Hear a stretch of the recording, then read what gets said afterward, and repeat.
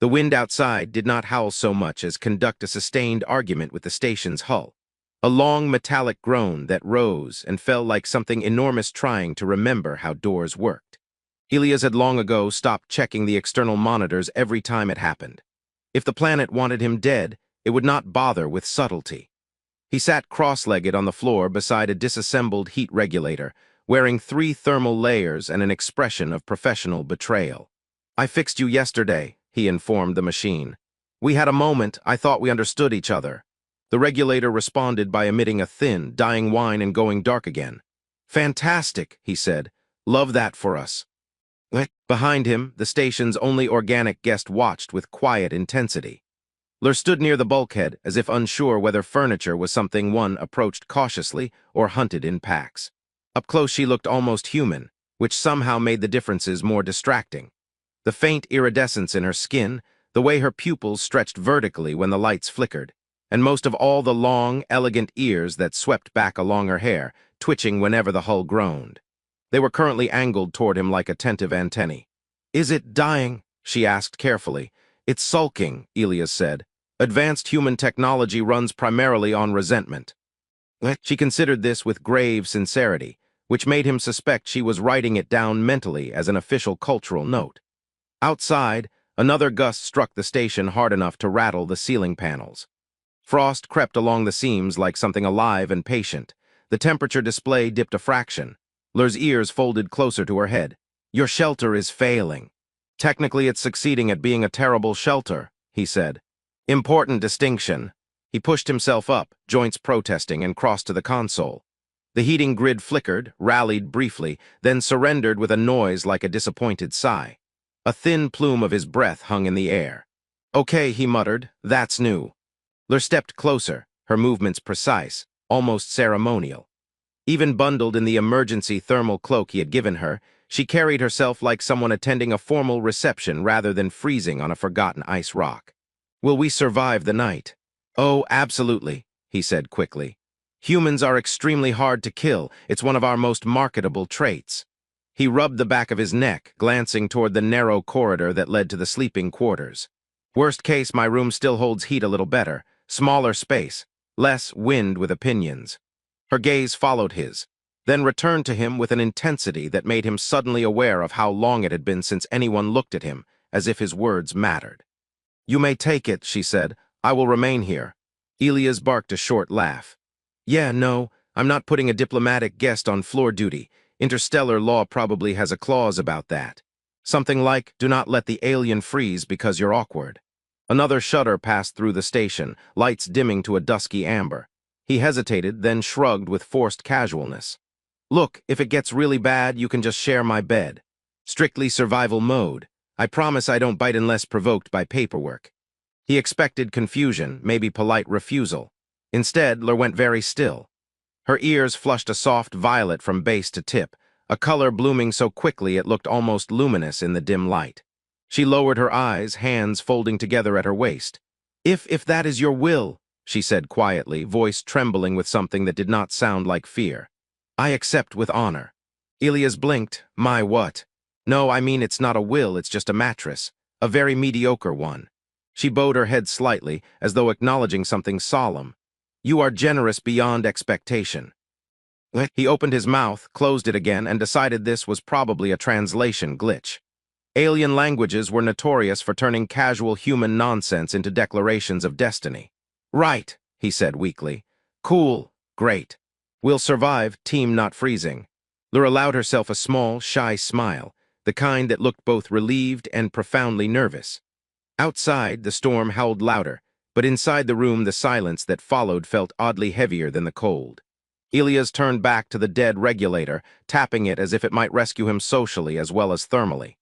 "Just so we're clear," he muttered to the machine under his breath, "if this becomes an interspecies incident, I'm blaming you." The emergency alarm chimed with the polite tone of something that did not appreciate being ignored, which was unfortunate because Elias had been ignoring it for 6 full minutes. He sat at the galley table wearing a thermal blanket like a defeated monarch, staring at a cup of reconstituted coffee that had developed a thin skin of ice across the surface. "Don't," he told it. "You were liquid 10 seconds ago. Show some commitment." Across from him, Lur watched as if witnessing a rare ritual. Her long ears angled forward, tracking every movement of the cup with the focus of a hunting animal, though what she planned to do if the coffee attacked remained unclear. "The alarm indicates atmospheric inefficiency," she said carefully.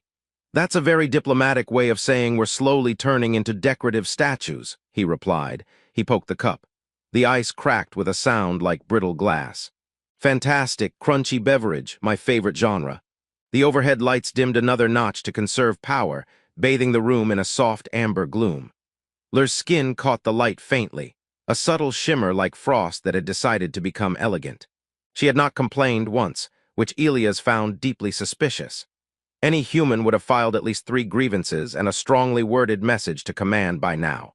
"You should consume nutrients," she said, sliding a ration pack toward him with ceremonial care. He eyed it. "Last time I ate one of those, I hallucinated a choir made of potatoes. It contains essential minerals. I'm sure the potatoes were very nutritious, too." She did not smile, but one ear flicked sharply, which he had begun to suspect was the alien equivalent of a suppressed laugh. Encouraged, he tore the packet open and squeezed a cautious amount onto a spoon. The substance glowed faintly blue. "If this starts speaking to me," he said, "I'm not negotiating."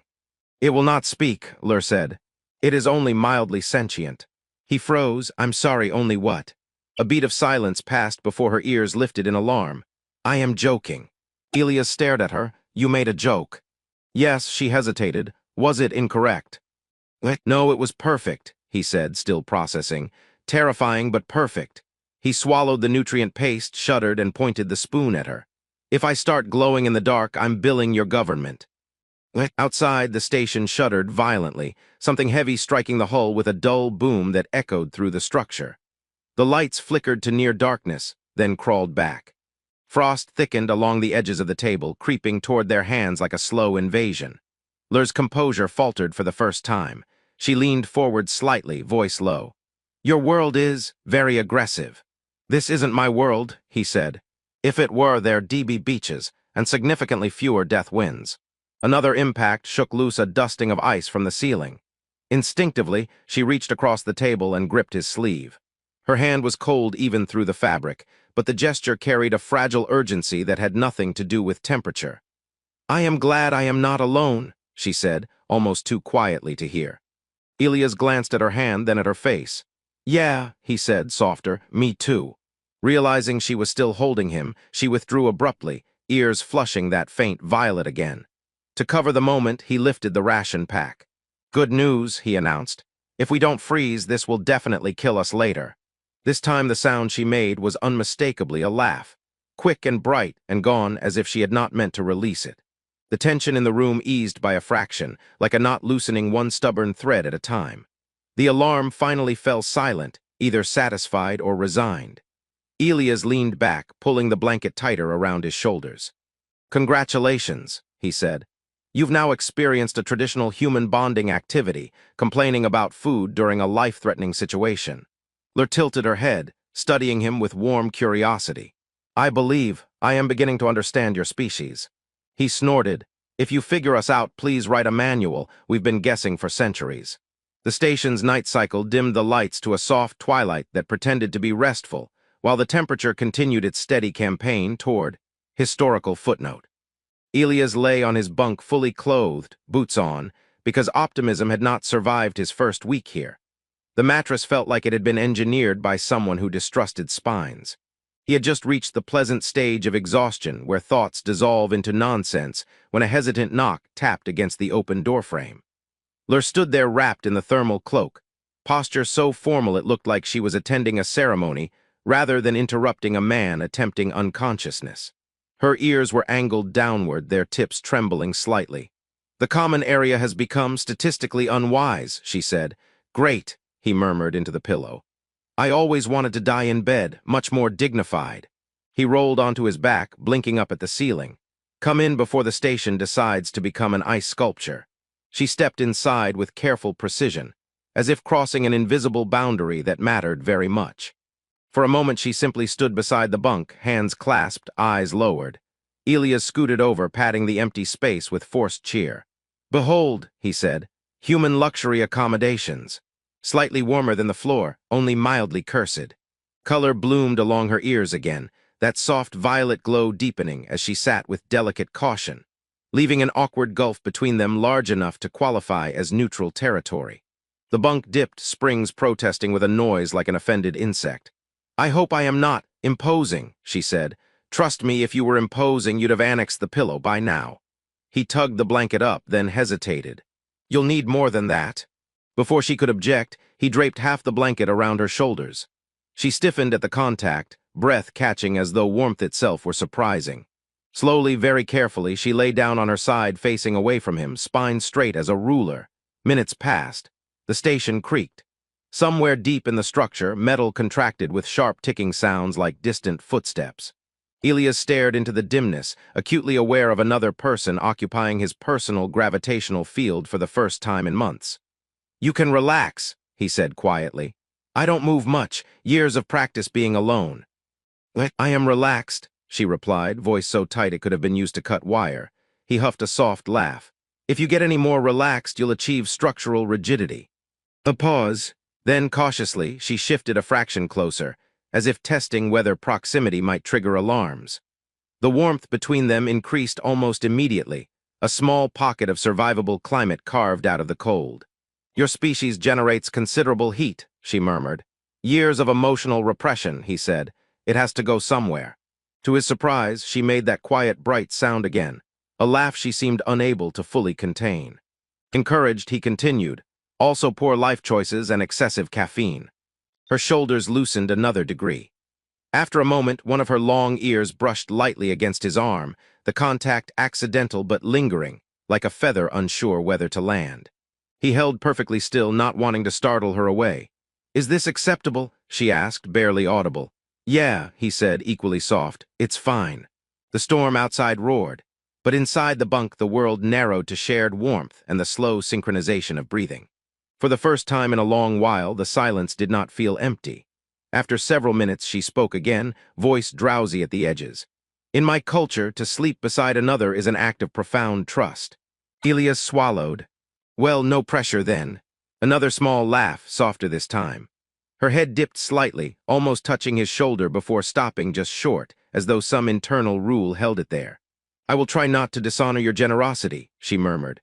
"Honestly," he said, eyes closing at last, "just don't steal the blanket, that's where I draw the line."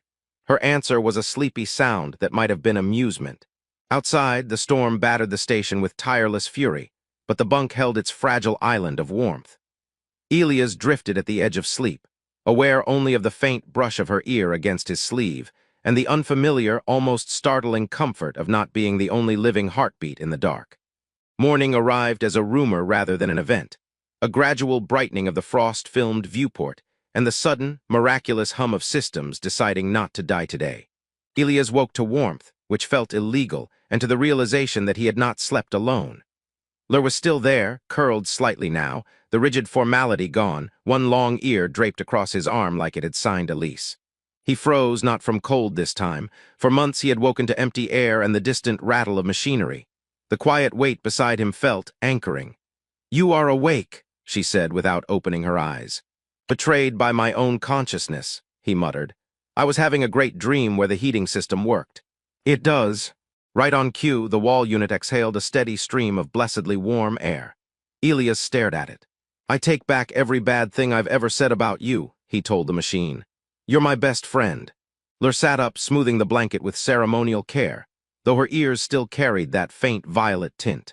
"A rescue vessel has entered orbit," they signaled at first light.